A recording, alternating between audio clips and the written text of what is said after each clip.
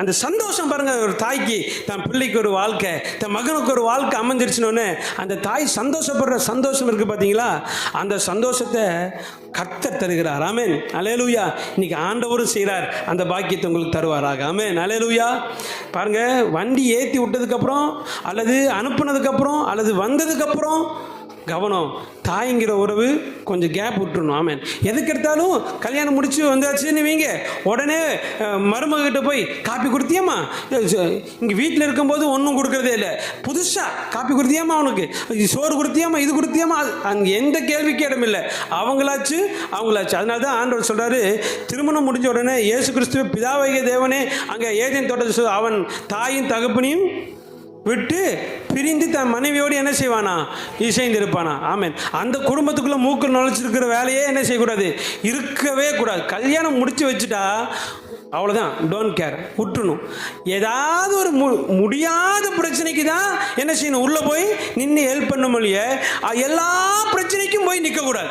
எல்லா பிரச்சனையிலும் நின்னீங்கன்னா அவங்களுக்கு ஒரு எண்ணம் வந்துடும். என்ன எண்ணம் வந்துடும், நம்மளுக்கு எந்த பிரச்சனை வேணால் பண்ணலாம், நமக்கு ஒரு அம்மா என்ன செய்வாங்க, வருவாங்க. அப்படி இடமே கொடுக்கக்கூடாது, இடமே ஒரு நாளும் கொடுத்துடக்கூடாது.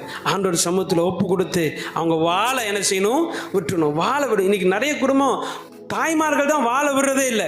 ஃபோனை போட்டு பேசி பேசி பேசி எனக்கு நல்ல ஞாபகம் இருக்குது. ஒரு குடும்பம் எனக்கு நல்ல ஞாபகம் இருக்குது. ஃபோனை போட்டு அந்த அம்மா அவங்க அம்மாட்ட பேசுது. என்னென்னு பேசுது தெரியுமா? அந்த பொண்ணு வந்து பொண்ணுடைய அம்மாக்கிட்ட பேசுது. இவ எப்போ சாவானே எனக்கு தெரியல. மாமியார் கற்பூரம் மட்டும் பிடிச்சிக்கிட்டீங்க. இவ எப்போ சாவானே எனக்கு தெரியலம்மா அப்படின்னு சொன்னதை என் காதார நான் யாருன்னு பார்த்து என்னை கேட்கக்கூடாது. ஆமென். எப்போ சாவானே எனக்கு தெரியலன்னு சொல்லி அதுக்கு அந்த ஆப்போசிட்லேருந்து வந்த வாய்ஸ் என்ன வாய்ஸ் தெரியுமா? கவலைப்படாத, சீக்கிரம் போயிடும், கவலைப்படாத, நான் கண்ணால் பார்த்தேன், 6 மாதம் சொன்ன அம்மா போச்சு.